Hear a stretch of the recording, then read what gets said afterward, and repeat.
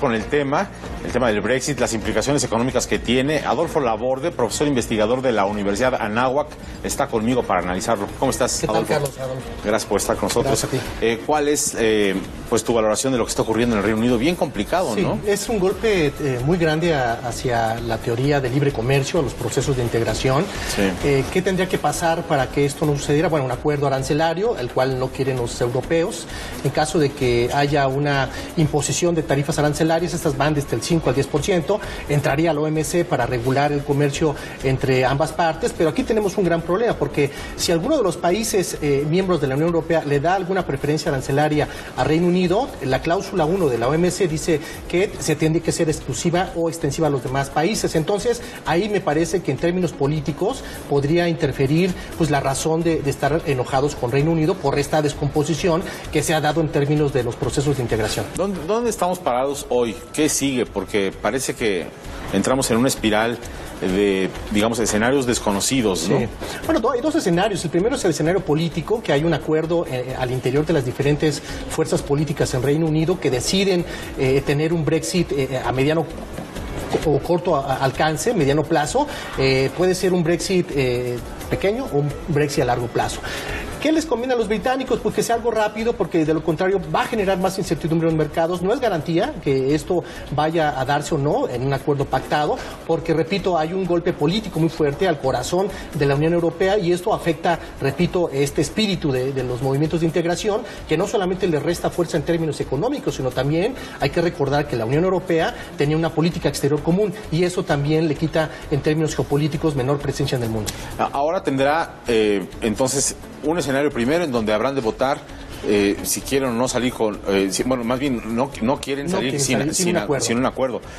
Y luego, ¿qué voto sigue? Porque pues esto ya es diario, ¿no? Sí, el 21 de marzo hay un encuentro entre los europeos, el Parlamento, bueno, los representantes europeos y los británicos para delinear esta ruta. Si va a ser un Brexit, repito, a corto alcance o a largo alcance, pero no sabemos, no hay una ruta crítica, no hay fechas. O sea, van a pedir un aplazamiento de la fecha del 29, ¿no? Efectivamente. Que es ya en 2 semanas. Sí, efectivamente. Si los europeos, puede que los europeos no acepten dar un aplazamiento, que digan, probable. No te doy, ¿esto qué tan probable es? Pues me parece que los van a castigar porque están muy enojados por todo este proceso, por este capricho del referéndum que se dio en 2015, y eso me parece puede de alguna manera presionar a los británicos para que acepten las condiciones que les están imponiendo los propios europeos. ¿Cuáles son esas condiciones? Tienen que pagar sus cuotas, tienen que pagar una serie de ordenamientos en términos de los fondos de compensación. O sea, que Europa le diga, ok, te acepto un aplazamiento, pero págame íntegro lo que debías. Tienes que pagar lo que debes, tienes que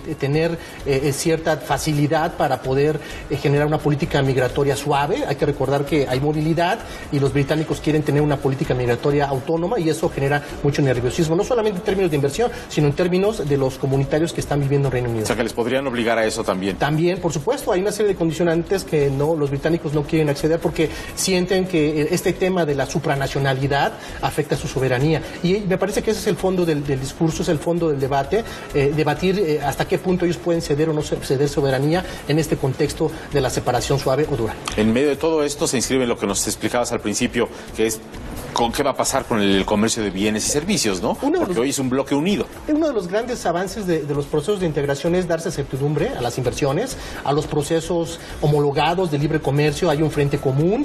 Repito, se habla de un arancel del 5 al 10%, dependiendo de los productos. Se habla del 10% para los automóviles, pero eso también pues radicaría en generar un acceso a los mercados. El 60% de los mercados que tienen acceso libre de los británicos están precisamente en el contexto de los acuerdos de la Unión Europea con otros países, incluido México. Entonces, si se salen de ello, ya lo dijeron en la nota, 8.200 millones de dólares pueden ser la base de lo que estarían pagando los empresarios exportadores británicos, por un lado, y por otro lado tendrán que empezar a diseñar nuevos acuerdos comerciales, lo que sería un desgaste en el contexto de que no existan acuerdos bilaterales existentes. O sea, con México, por ejemplo, se perdería ya tenemos un acuerdo de libre comercio que está vigente desde 2000, que está siendo renovado para toda la Unión Europea, pero digamos, eso para México se perdería. Se pierde y tendríamos que empezar a negociar con ellos un acuerdo paralelo de libre comercio, como los que tenemos con todos los países, 13 con 50 países, pues sería el 14 con 51 países. Y de aquí a que eso ocurra con las prioridades que tienen ahorita, que se están ahogando en este problema, estaría muy complicado. Es muy complicado, tienen que tener, pues imagínate cuántas delegaciones para poder firmar acuerdos de libre comercio con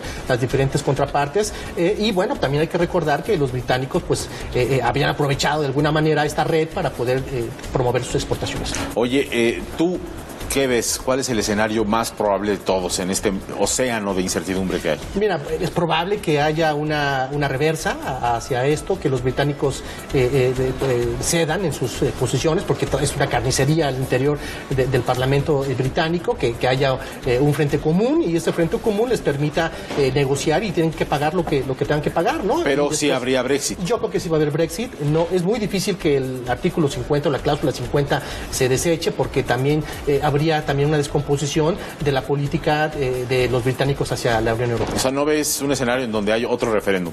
Yo lo veo difícil. Porque se habla de eso, ¿no? Se habla de eso, es probable, ojalá y lo haya. Eso daría certidumbre no solamente a los procesos de integración. O sea, reversa total al asunto.